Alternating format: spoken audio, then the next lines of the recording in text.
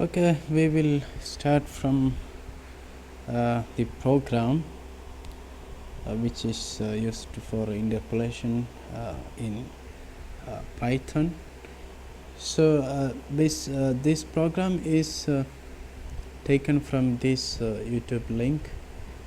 Okay, so you can visit this channel for the complete program and how to do all these programs and the plotting, etc. If you want to know all the plottings, how it comes, then you should visit this link or this channel.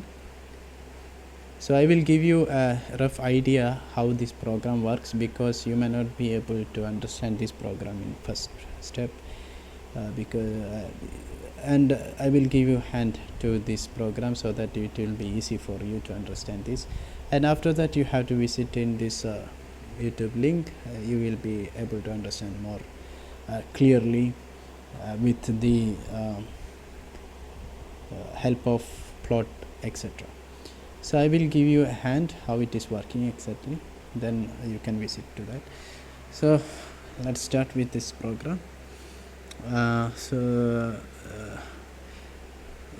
This part is usual. I think you know this part. This is just importing different libraries in Python. So we have to import first NumPy for doing the numerical calculations. Then we have SciPy. This you may not be having that much knowledge with this, but SciPy is another library like NumPy, which is scientific Python, which is more advanced than NumPy, where you can have more advanced function to do many other calculations. So we will import that SciPy library as SP. Then we have matplotlib for plotting different plots, etc. And from there we will import the pyplot module as PLT. Then we have from SciPy we have to import interpolate. Then now we will consider the program. We have first the dataset, and this dataset I have represent here. So in program we have dataset like this. So basically this dataset is like this. This is nothing but velocity versus time data of, for example, a rocket or something you can take. So at 0 time we have 0 velocity, at 10 second we have 227.04 velocity, 15 second we have different, so etc. So all these data we are fetch from this table, and we put it in an array form for this program.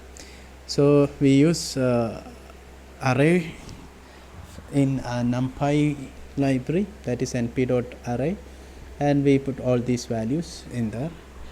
And it is important to note that this t, which is in a particular order, which is in ascending order here, so that you have to take care of. It should be in an order, it should not be in a random fashion. Okay, so that is important. Now we can directly go to the next step. This is nothing but we are putting all the values in arrays. Okay, so different arrays, one is for time and one is for velocity. And now we will consider this next line, that is plt.close. This line plt.close is nothing but if there is any plot which is present, you have to close all plots. That's why we are putting plt.close all. If there is any plot, you have to close it. Now we are having plt.figure1, which is next. We are generating a new figure with figure name as figure1. So that figure1 is whatever we are going to plot next will be as a part of that figure. Okay, if you want the next figure, then you have to give plt.figure2 for the next figure. So that's for that purpose that we are giving that figure1 as we are going to have a figure. Now plt.figure1, then plt.grid. This is for, we know this one, right?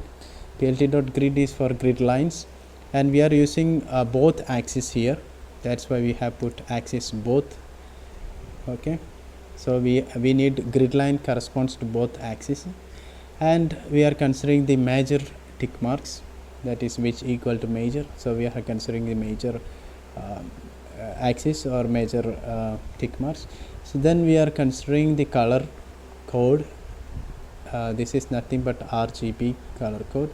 So we have different combination of these three. Suppose if you are giving here 0, if you are giving the other two as 0, this to 0, then you are putting here 255, then you will get red color only in your data, in your curve or whatever you are plotting. So in according to this combination you can change your color.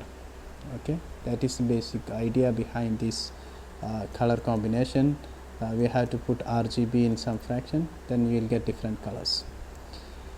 Now what we have to consider here is that the grid line is corresponding to the major tick mark, which means that if you are considering any axis, I hope you know this.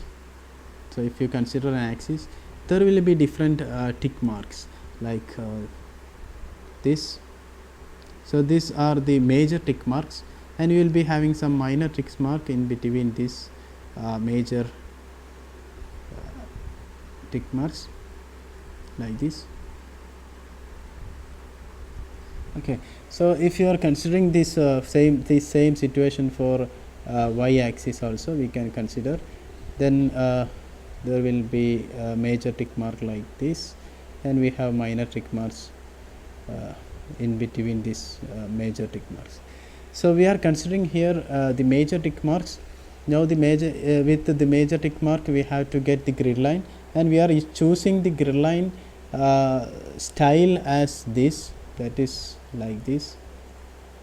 So that style will give you a continuous line with line width of 2.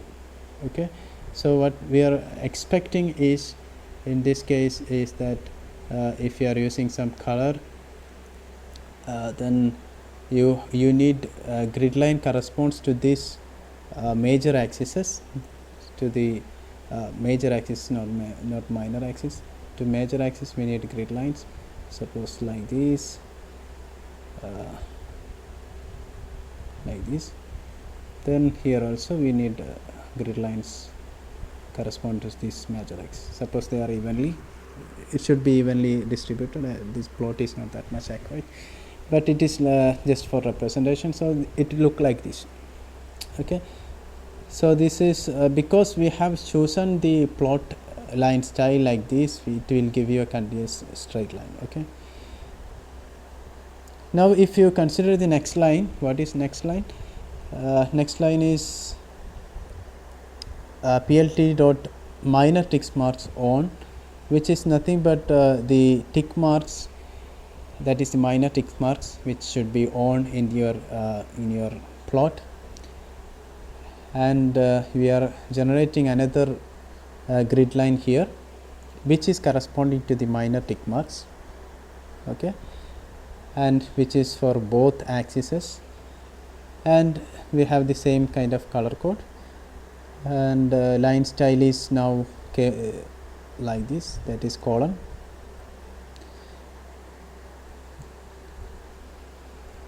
Now we will just plot that.